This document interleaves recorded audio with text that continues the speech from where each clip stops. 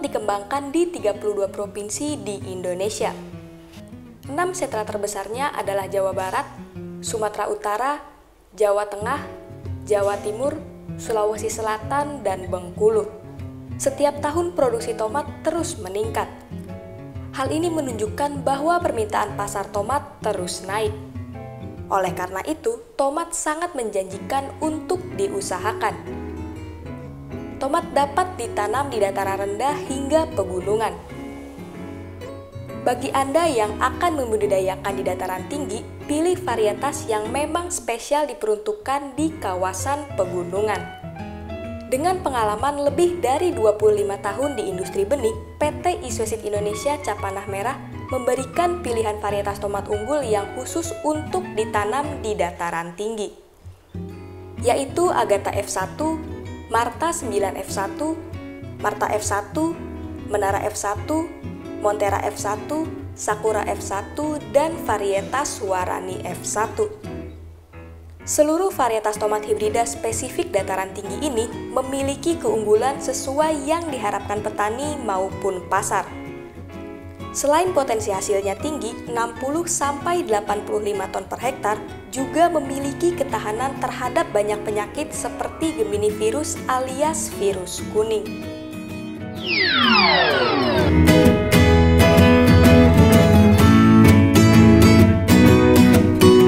Setelah menentukan varietas tomat panah merah yang akan ditanam, berikutnya Anda melakukan pengolahan lahan. Tanah digemburkan dengan cara ditraktor, dibajak atau dicangkul, dan dibuat bedengan-bedengan. Ukuran bedengannya lebar 110-120 cm, jarak antar bedengan 30-40 cm, dan tinggi bedengan 40-50 cm.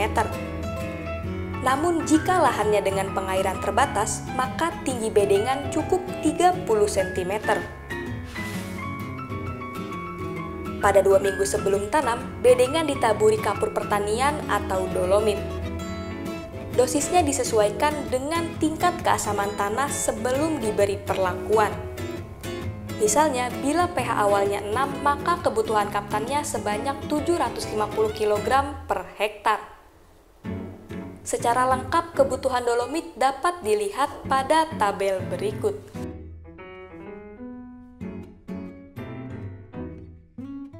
Pada bedengan juga diberikan pupuk organik sebanyak 20 ton per hektar atau rata-rata 1 kg per tanaman. Pada 10 hari sebelum tanam, bedengan diberi pupuk dasar kimia. Jenis pupuk yang diberikan adalah NPK, ZA, Superphos, dan KCL. Perbandingan dari masing-masing pupuk tersebut yaitu 5:2:4:5. Dari setiap 800 kg campuran pupuk dasar ini, tambahkan insektisida karbofuran sebanyak 20 kg dan aduk secara merata. Campuran pupuk tersebut ditaburkan pada bedengan. Dosisnya 119 gram per tanaman. Usai perlakuan pupuk dasar, bedengan ditutup dengan tanah secara merata dan dirapikan. Berikutnya, bedengan ditutup dengan menggunakan mulsa plastik hitam perak. Warna hitam digunakan pada bagian bawah, sedangkan warna perak untuk lapisan atas. Pemasangan mulsa sebaiknya dilakukan pada saat matahari terik agar mulsa dapat ditarik dan dikembangkan optimal.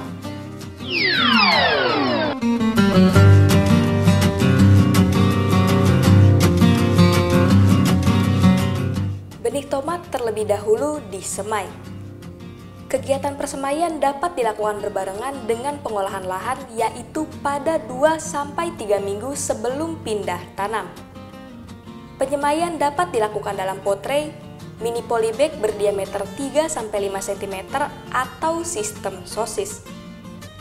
Media semai yang digunakan adalah campuran dari tanah yang telah diayak sebanyak 2 ember, pupuk organik 1 ember, ditambah 165 gram TSP atau SP36 yang dihaluskan, serta 75 gram karbofuran. Komposisi media semai ini cukup untuk 300 polybag. sementara kebutuhan benihnya antara 200 sampai 250 gram per hektar. Setelah pot tray atau polybag diisi media, kemudian disiram hingga jenuh. Sementara pada sistem sosis, sebelum dipotong-potong terlebih dahulu direndam sekitar 5 sampai 10 menit. Benih tomat panah merah dapat langsung disemai tanpa perendaman terlebih dahulu. Karena benihnya sudah diberi sentuhan teknologi Ewin Coat, yaitu teknologi pelapisan benih secara modern. Masukkan benih satu persatu dengan kedalaman semai 0,5 cm.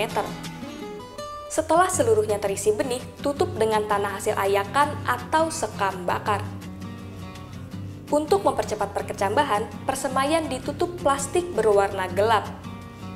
Dan untuk menghindari terpaan hujan, persemaian diberi naungan. Sekitar 3-5 hari setelah semai, plastik penutup persemaian dibuka. Biasanya benih telah berkecambah yang ditandai dengan munculnya kecambah ke atas permukaan tanah. Persemaian mesti dirawat dengan baik. Setiap pagi dan sore juga bila diperlukan persemaian disiram secara merata. Antara 3-5 hari sekali, persemaian disemprot pupuk daun, fungisida, dan insektisida. Hal ini dilakukan untuk menggenjot pertumbuhan sekaligus mencegah bibit terserang hama maupun penyakit.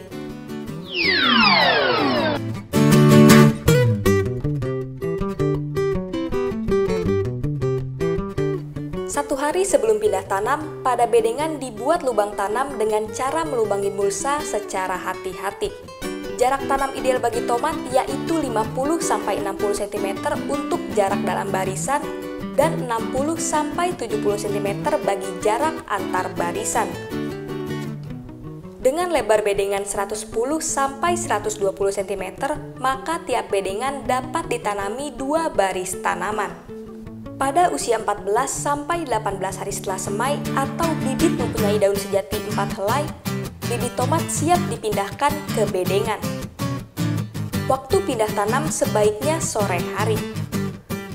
Bibit ditanam pada lubang tanam dengan hati-hati dan lakukan penyiraman setelah selesai penanaman. Bila ada tanaman yang gagal tumbuh, selambat-lambatnya 14 hari setelah pindah tanam lakukan penyulaman. Tanaman juga perlu dipasangi ajir agar tanaman tumbuh tegak dan tidak roboh. Ajir sepanjang 1,5 sampai 2 meter dipasang tegak dengan cara membenamkan sepanjang 25 cm ke dalam tanah berjarak 10 cm dari tanaman. Pemasangan ajir sebaiknya dilakukan 1-7 hari setelah tanam supaya tidak mengganggu perakaran tanaman. Tanaman diikatkan ke ajir. Pengikatan pertama dilakukan di batang, setelah tanaman meninggi, pengikatan dilakukan pada percabangan pertama. Pada pertumbuhan awal, tanaman tomat juga butuh cukup air tapi tidak berlebih sehingga penyiraman dapat dilakukan secara berkala terutama di musim kemarau. Kecukupan air menjadi sangat penting ketika tanaman masuk masa pembungaan dan pembentukan buah. Kecukupan unsur hara juga perlu diperhatikan agar tanaman dapat tumbuh dan berkembang optimal. Oleh karena itu, dosis dan waktu aplikasi pupuk susulan mesti tepat.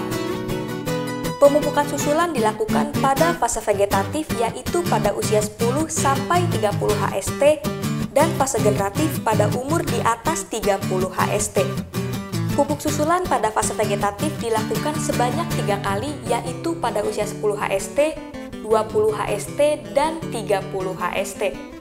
Sedangkan pada fase generatif dilakukan pada umur 40 HST dan 60 HST.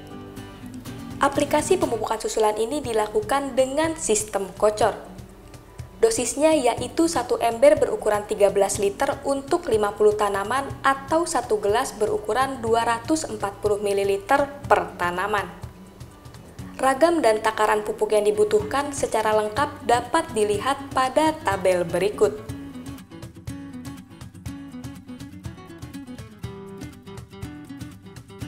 Tidak lupa lakukan juga perempelan atau pewiwilan tunas yang berada pada ketiak daun.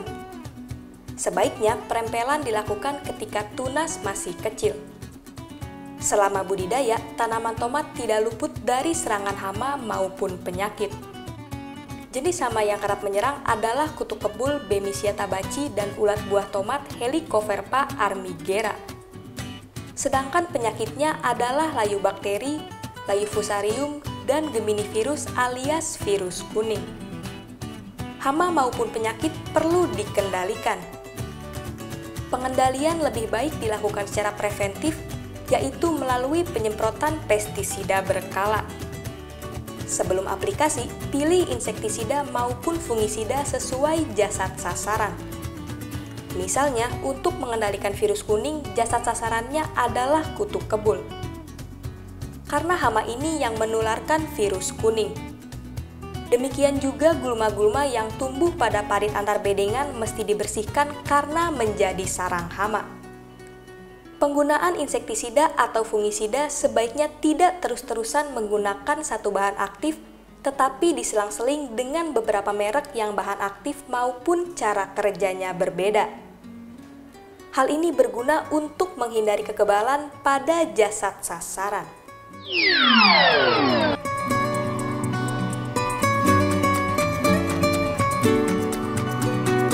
Tomat dataran tinggi cap panah merah sudah dapat dipanen pada usia 85 sampai 90 HST.